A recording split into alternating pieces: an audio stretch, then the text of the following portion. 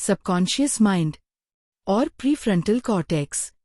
इन दोनों के रिश्ते को आप एक हाथी और उसके महावत की तरह समझ सकते हैं, यानी राइडर और एलिफेंट। सबकॉन्शियस माइंड है हाथी और प्रीफ्रंटल कॉर्टेक्स है महावत। हाथी बहुत शक्तिशाली है, लेकिन दिशा तय करने की कोशिश महावत करता है। सबकॉन्शियस माइंड के अंदर दिमाग के कई गहरे और पुराने सिस्टम शामिल होते हैं, जैसे बेसल गैंग्लिया, लिम्बिक सिस्टम और एमिगडाला। यह सिस्टम भावनाओं, आदतों, प्रतिक्रियाओं और ऑटोमैटिक बिहेवियर में बहुत बड़ी भूमिका निभाता है। दूसरी तरफ प्रीफ्रंटल कॉर्टेक्स दिमाग का वह हिस्सा है जो प्लानिंग, फोकस, लॉजिकल सोच और फैसले लेने में महत्वपूर्ण भूमिका निभाता है। यानी महावत जानता है कि जाना कहाँ है, लेकिन हाथी के पास कहीं ज्यादा ताकत है। और यहीं से असली समस्या शुरू होती है, क्योंकि जब लॉजिक की टक्कर इमोशन या मजबूत आदत से होती है, तो कई बार आपकी समझदारी हार जाती है और आपका ऑटोमैटिक बिहेवियर जीत जाता है। आप जानते हैं कि आपको पढ़ना चाहिए, लेकिन फोन उठा लेते हैं। आप जानते हैं कि आपको काम करना चाहिए, लेकिन सोशल मीडिया खोल लेते हैं।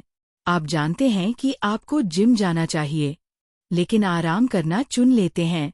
इसका मतलब यह नहीं कि आपके अंदर इच्छा शक्ति नहीं है।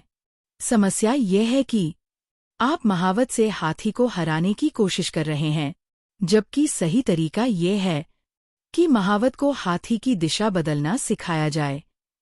यही वजह है कि ब्रेन को जबरदस्ती दबाने के बजाय एक ऐसा सिस्टम बनाना ज्यादा प्रभावी है जिसमें आपका सबकॉन्शियस माइंड भी आपके गोल की दिशा में काम करे। इसके लिए 4 ठोस नियम हैं। पहला नियम, विल पावर पर भरोसा कम कीजिए और एनवायरनमेंट डिजाइन कीजिए। प्रीफ्रंटल कॉर्टेक्स की क्षमता सीमित होती है। दिन भर लगातार फैसले लेने, फोकस बनाए रखने और खुद को रोकते रहने से मानसिक थकान बढ़ती है। इसलिए हर चीज को इच्छा शक्ति से कंट्रोल करने की कोशिश मत कीजिए। अपने एनवायरनमेंट को ही ऐसा बना दीजिए कि गलत चुनाव करना मुश्किल हो जाए। मान लीजिए आप पढ़ाई या डीप वर्क कर रहे हैं, तो फोन को सिर्फ साइलेंट करके पास में मत रखिए, उसे दूसरे कमरे में रख दीजिए, क्योंकि जब डिस्ट्रैक्शन आपके सामने नहीं होगा तो उसे चुनने का मौका भी कम होगा। यानी फ्रिक्शन गलत रास्ते में डालिए और सही रास्ते को आसान बनाइए। दूसरा नियम, डोपामाइन पाथवे को रीडिजाइन कीजिए। आपका दिमाग उन चीजों की तरफ जल्दी खिंचता है जहां तुरंत रिवॉर्ड मिलता है। रील्स, गेम्स, सोशल मीडिया और इसी तरह की दूसरी चीजें बहुत जल्दी उत्तेजना और रिवॉर्ड देती हैं, जबकि पढ़ाई, डीप वर्क या कोई कठिन स्किल तुरंत रिवॉर्ड नहीं देती। इसलिए अपने बड़े गोल को छोटे छोटे स्प्रिंट्स में तोड़िए। मान लीजिए 30 से 45 मिनट का एक फोकस ब्लॉक, फिर थोड़ा ब्रेक, फिर अगला ब्लॉक। हर ब्लॉक पूरा होने पर अपने दिमाग को एक छोटा रिवॉर्ड दीजिए।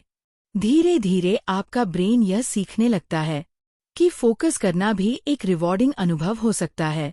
तीसरा नियम, न्यूरल ऑटोमेशन को काम सौंप दीजिए। जब कोई काम हर दिन एक नए फैसले की तरह करना पड़ता है, तो आपका प्रीफ्रंटल कॉर्टेक्स बार बार एनर्जी खर्च करता है। इसलिए फैसला पहले ही ले लीजिए। एक निश्चित समय तय कीजिए, एक निश्चित जगह तय कीजिए और एक निश्चित रूटीन बनाइए। जैसे रोज सुबह 8 बजे डेस्क पर बैठना है। उस समय कोई बहस नहीं, कोई नेगोशिएशन नहीं, कोई सवाल नहीं, बस बैठना है और काम शुरू करना है। शुरुआत में ये थोड़ा मुश्किल लगेगा, लेकिन जब यही पैटर्न लगातार दोहराया जाता है, तो धीरे धीरे वह एक आदत जैसा महसूस होने लगता है। यानी हर दिन खुद को मनाने की जरूरत कम होती जाती है और सिस्टम ऑटोमैटिक तरीके से चलने लगता है। चौथा नियम, 5 सेकंड रूल और कॉग्निटिव फ्रिक्शन का इस्तेमाल कीजिए।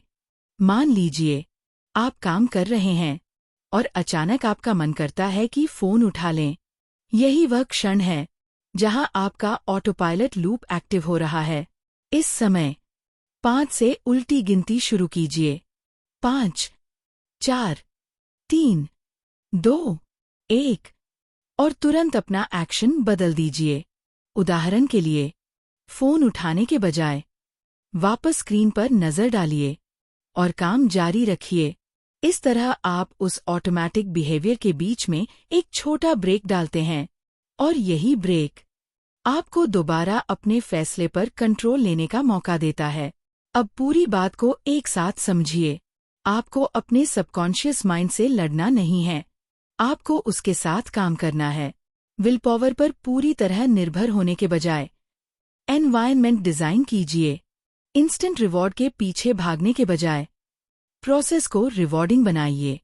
बार बार फैसले लेने के बजाय रूटीन को ऑटोमेट कीजिए। और जब भी ऑटो पायलट आपको भटकाने लगे, उस लूप को तोड़कर अपना एक्शन बदल दीजिए।